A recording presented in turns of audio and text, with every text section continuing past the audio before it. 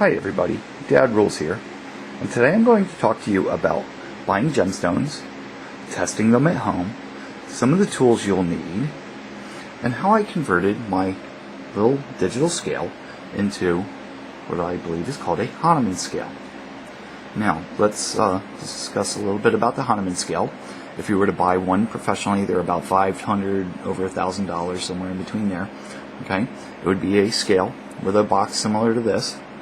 I made a little metal basket out of a brass door pull, put a bunch of holes in it, suspended it with equidistant pieces of spider wire, fishing line, attached it to a little end cap that goes into the arm of a chair. I bought a chair, they gave me 3 end caps, I only needed two arms on a chair, and I suspended it with a piece of PB board.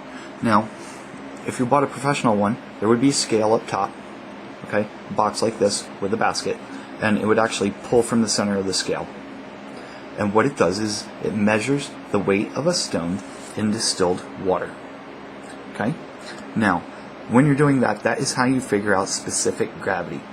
And figuring out the specific gravity of your gemstones may help you, along with your other tools, decide whether you have real gemstones or if you've been ripped off. Okay? Now, let's look at some of the other tools. You want to have as many tools in your arsenal as possible. Everybody should have a loupe. And you should know what you're looking for in a loupe, because different stones have different patterns in them, different crystalline patterns and different structures, and you can look those up online, and you can get almost everything but actually I think you can get a professional course in gemology online. Okay? So take one of those if you want. But you have to know what you're looking at. Okay, like an emerald would have a wavy pattern. If it has straight lines in your crystalline pattern, chances are it's a fake. Okay, let's get into some of these tools. Everybody should have a loupe, like I said.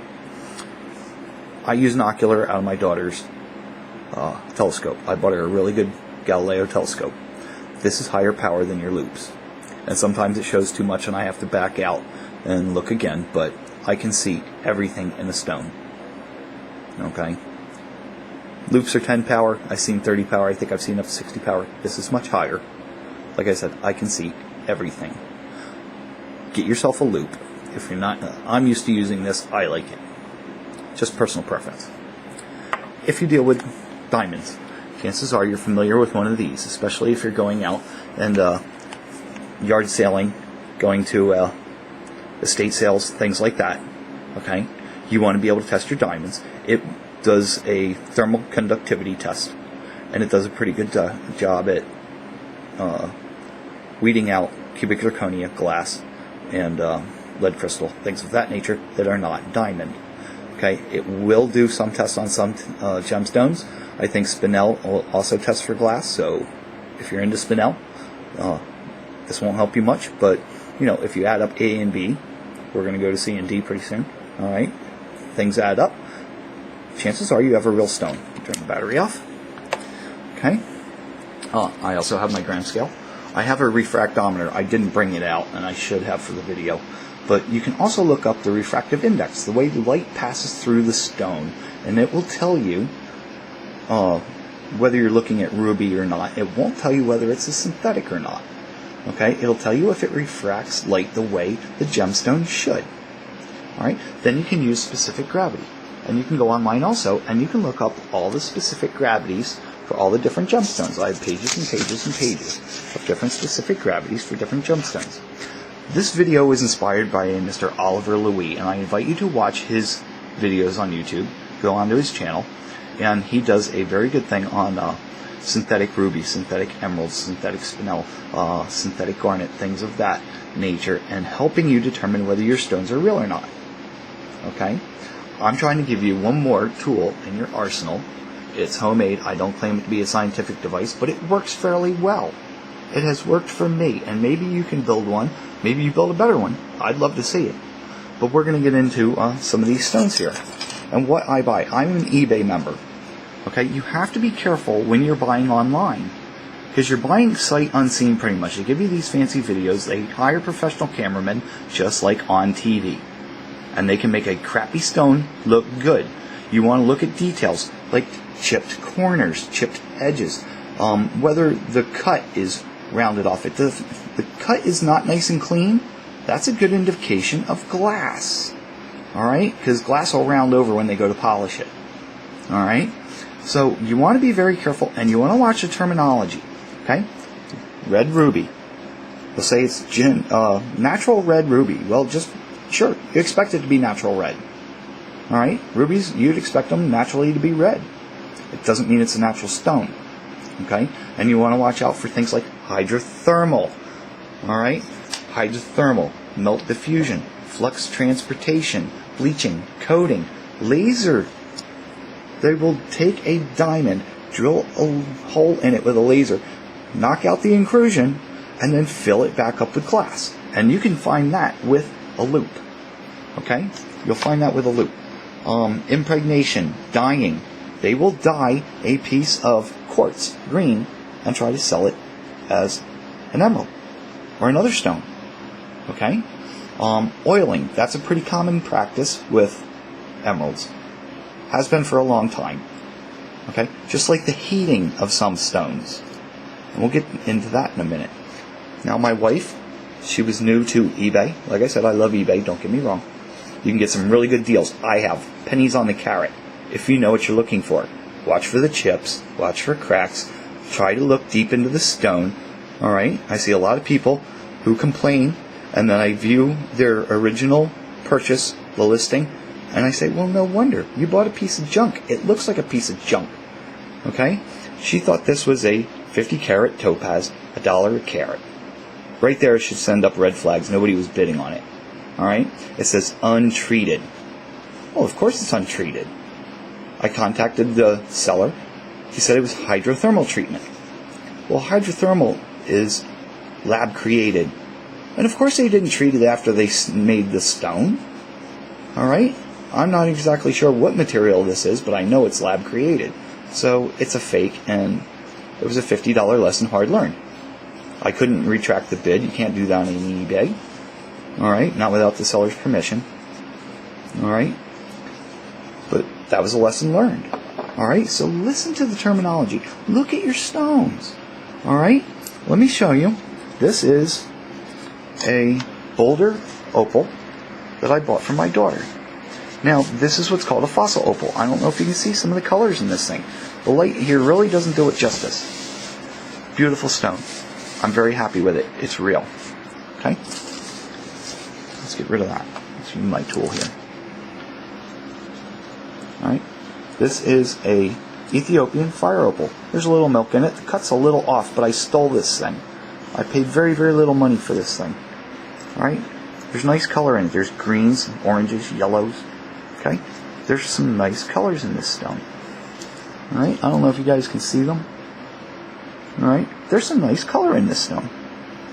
I like that one. This is a black pinfire opal. I don't know if you can see the colors radiating out of it. Like I said, the light really doesn't do justice. I'm under my kitchen lamp here. Alright, but you can see the little pinfires in there. Alright, and out in the sunlight. These are beautiful. I'm very happy with that. Another cheap stone. This was a cubic zirconia, and I bought it as a cubic zirconia. The seller advertised it as a cubic zirconia. It's heart-shaped. Okay? It's a heart-shaped cubic zirconia. Why did I buy it?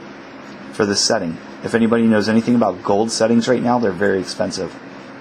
Okay? I would never buy my wife a cubic zirconia anything. She'd probably throw it back at me and kick me out of the house. Alright? If she wants to buy costume jewelry, she can do that herself. I won't do it. Alright? But I took this stone out of the setting, and I bought her a beautiful Ceylon pink sapphire. I don't know if you can see the fuchsias and things in there. I popped that stone into the setting. Now a crappy piece of jewelry is a beautiful piece of jewelry. Worth a lot more money. And I got that stone cheaply. And that is a VVS Ceylon pink sapphire. Okay? I don't know if I can get some more of the colors in there. Alright. Like I said, the light really doesn't do justice to a lot of these stones. Now the next two stones, these are of the same family. A ruby is a red sapphire. There are pink sapphires, there's yellow sapphires, orange sapphires, there's all kinds of sapphires. Let me see if I can turn my light on. The camera will let me do it. Okay. On. Okay. There we go. Let's get a little better color on, especially a sapphire. This is a very nice deep blue sapphire. I checked it with my gem tester. I checked it with a refractometer. I checked it with the loupe, and I did put it in my Hanneman scale. This is very nice ruby. Now the thing with these stones is they're made from something called corundum, a natural corundum. It's the material that the earth makes these stones out of. And you have to be careful. They will tell you it's a natural stone. Well, they used the natural material. They added lead glass powder. They add some aluminum powder, wrap it all up, fire it up, and then you end up with a piece of crap stone that will fall apart. And if you get lemon juice on it, it will disintegrate. Okay? But they're calling it natural because they use the natural materials. So you want earth mined stones. Earth mined. Number one, earth mined. Know where your stone's coming from. If the country is producing the stone at that time, ask if it's earth mined. Okay, ask questions before you buy, especially online. And on TV, you're really kind of stuck because they don't give you that information. Okay, you're looking at the stone, and like I said, a good cameraman can make a piece of crap look really good. Alright, I've even seen in jewelry stores at the mall, some of the supposedly high-end jewelry stores at the mall selling garbage stones. And I've gotten some better deals on eBay. And I've told them, I've walked right in, I said, I've asked the questions, the right questions. Got the wrong answers, and I told them, you know what, I can get better deals than you can. I deal with a guy in Bangkok also. I have another connection that I buy some of these stones from. They're not all from eBay, but I have a guy in Bangkok that I buy stones from, and I'm very happy with him too. Okay, so we're going to come back to that ruby in a minute. Emerald, advertised out of a piece of vintage jewelry. The woman said she checked it with her refractometer, and that it did read emerald. Okay, it's a very nice clear stone. It's not a very big stone. It's just under 3 carats. I think it's 2.5.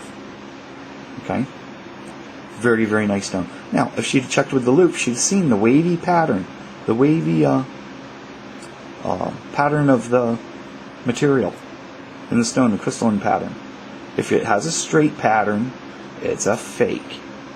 Alright?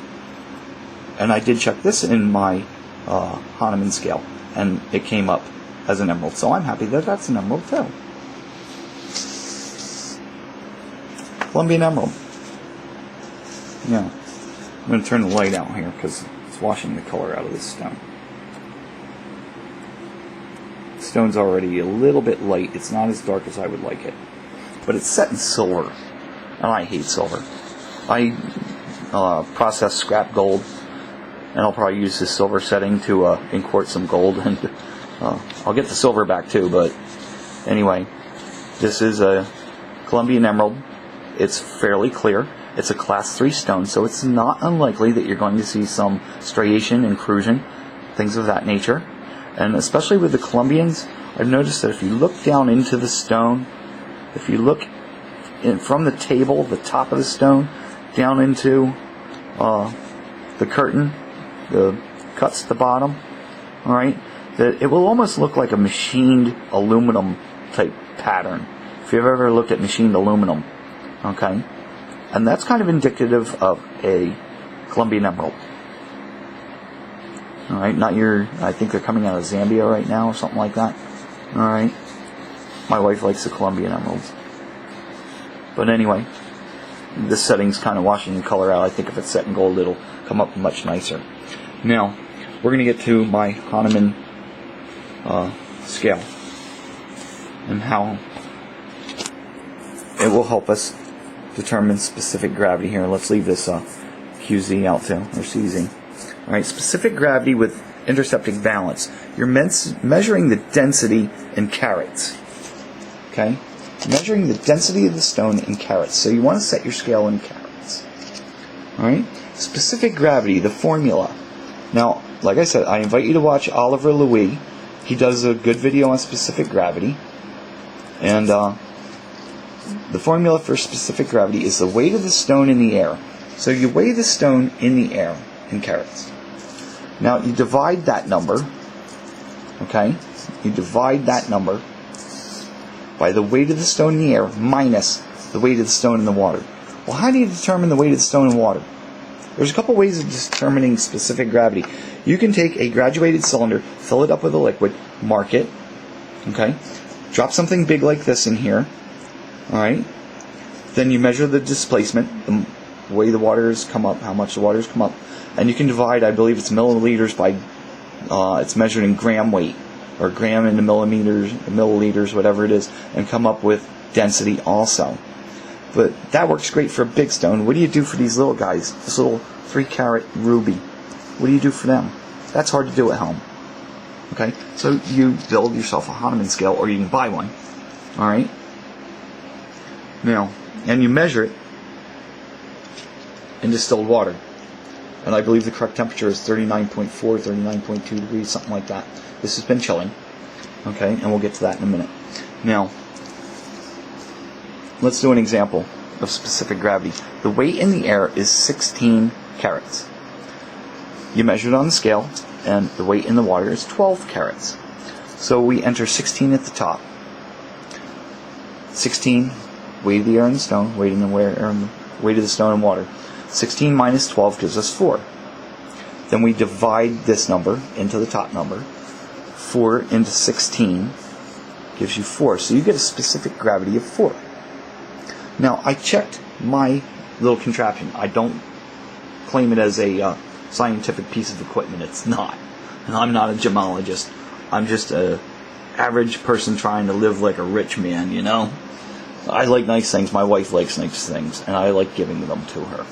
So, what I did with that cubic zirconia, where is that little bugger? Right there. It's cubic zirconia. Okay? What I did was, I weighed the cubic zirconia in the air. And that gave me 1.675. Then I weighed the stone in water, and that gave me 1.385. I subtracted this one from that one, which gives me 0.29. So if I divide the 0.29, going back to our formula, divide the 0.29 into the 1.675, that gives me a specific gravity of 5.77. Now if you go and you watch Oliver Louis' videos, he does a storyboard, and he'll give you some things on synthetic garnet.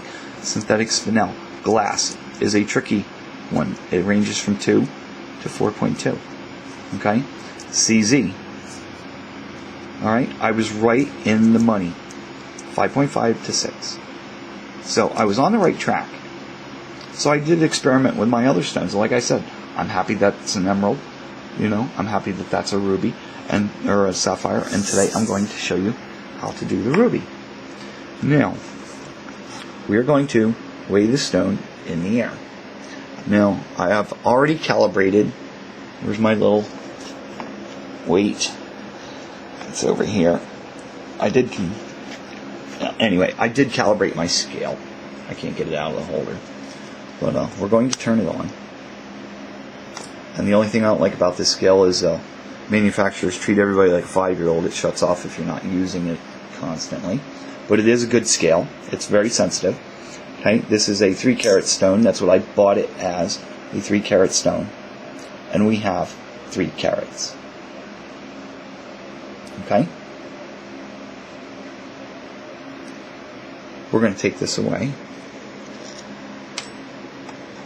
Close this up. I'll set you down for a minute. Okay, now we're going to set up the Hanneman scale that I made. I'm going to set it in the chilled water. Push that back a little bit. I'm going to turn on the scale. Give it a minute to settle down. Good chance to have some coffee. Alright, make sure we are 0. We are 0. Take my tweezers and the ruby. See if I can get my big monkey hands in here. I'm going to set the stone in the basket.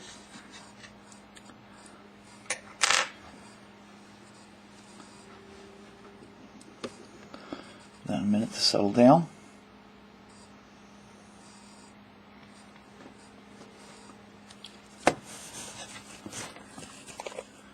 And we are at 2.260.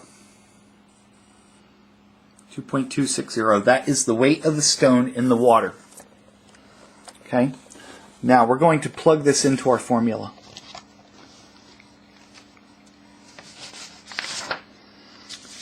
Okay? Let's see if I can find a clean piece of scratch paper here. Okay? Now, specific gravity equals weight in the air. We know it's 3 carats. It's actually, okay, 3 carat stone. Weight,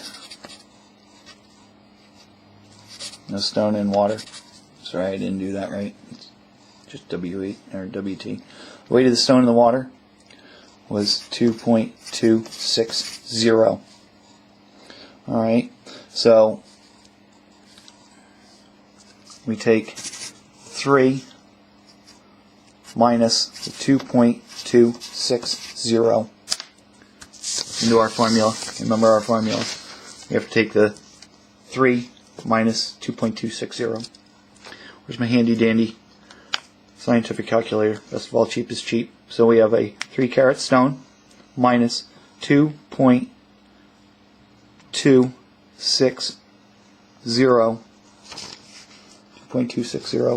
equals 0.74.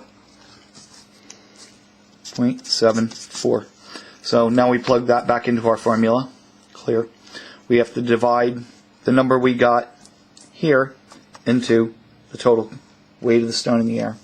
So we have 3 divided by 0.74 equals